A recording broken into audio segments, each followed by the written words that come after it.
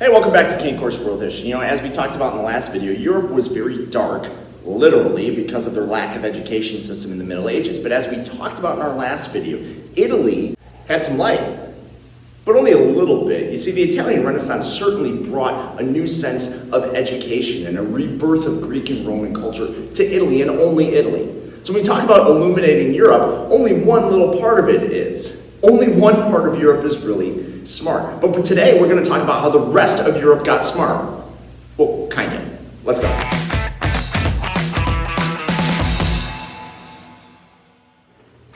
Now, as we discussed, the Italian Renaissance was a gradual change. The shift to a human-based worldview, or humanism, and a rebirth of classical education and the changes in the arts that we discussed, that was a gradual thing. It took about 200 years. We're talking between 1300 to 1500.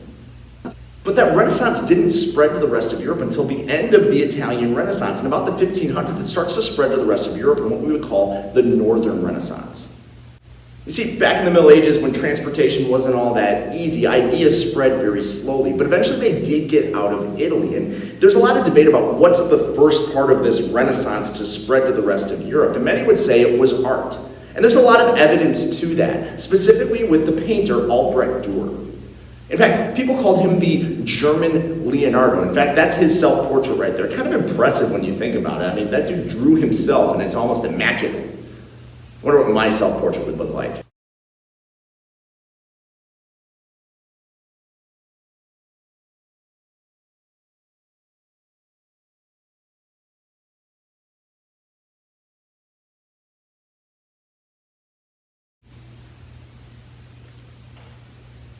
Safe to say art is not my strong suit. It never has been. Although I do appreciate good art.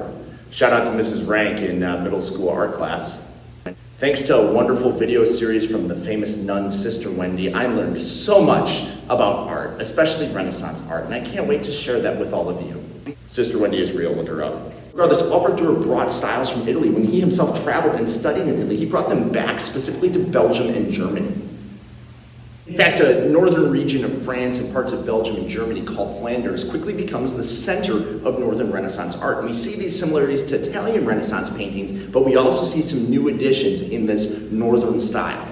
And so we see some of the continuation of the Italian art styles, right? A shift to detail and perspective and realism. And still a shift towards painting, mythical and biblical characters and settings in the modern era.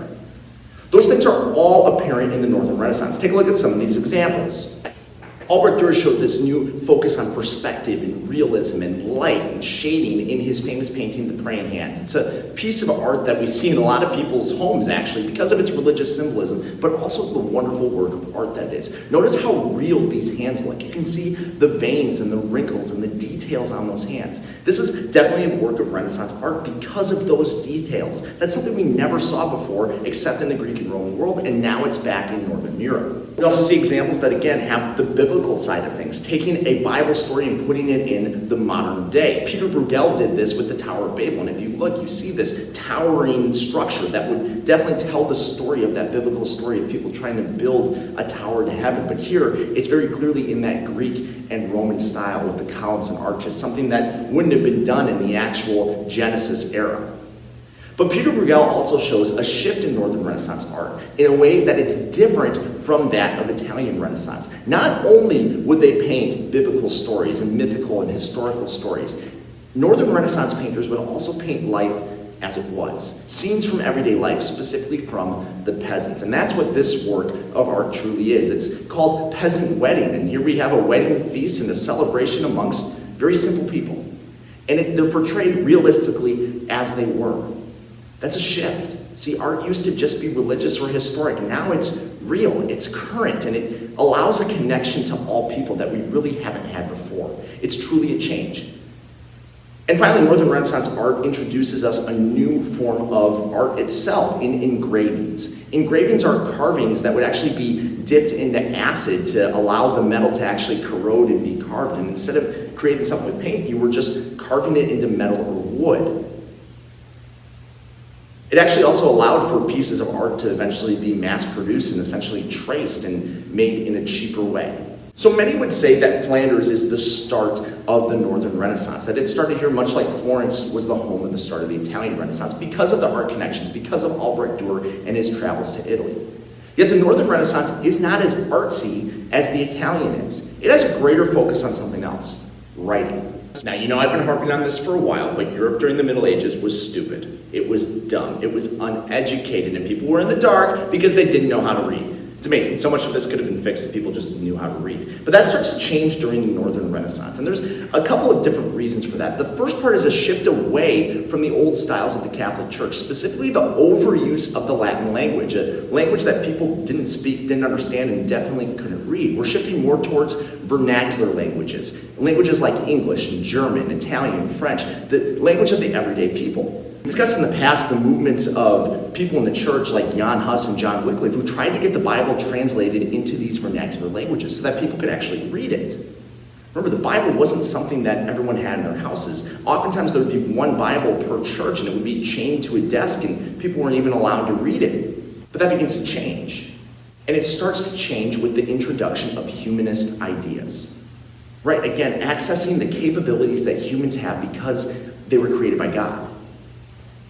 And when the North starts to lean into humanism, we start to see a shift towards reading and writing. And it starts in the church with a guy named Erasmus. Erasmus was a Dutch priest who began to translate the Bible out of Latin into vernacular languages. He said that the strength of the Catholic Church at the time was the fact that people were ignorant of it, that people didn't understand it. People didn't understand the scriptures, and that's why the church had been able to get away with that scam that was the penitential cycle.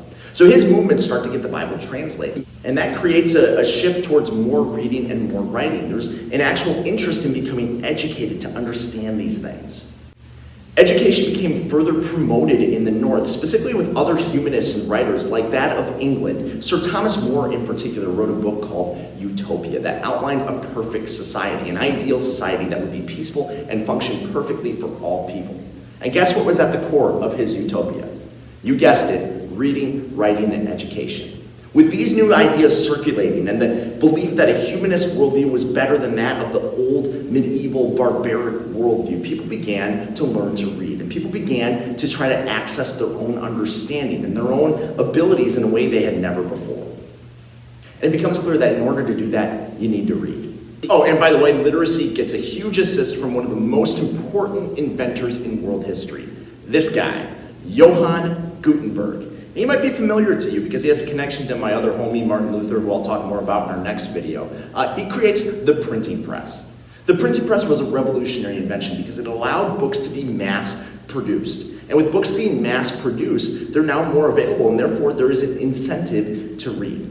Now, the printing press wasn't like a printer that we're used to today where you plug it into the computer and it just spits it out on the paper. No, it was like a giant stamp, and you had to use these little blocks that had letters and small words and put them together, paste the whole stamp with ink, and then stamp it down on the paper. You would produce each page one at a time. But it's still better than having some random Latin monk just, handwrite everything down. That's the worst. With books now becoming more and more available, people are going to have a desire to read more. And not just to learn, but also to be entertained. And that's truly where we see a writing and literacy revolution in the Northern Renaissance that we didn't see in the Italian Renaissance. Reading allows people to pass the time.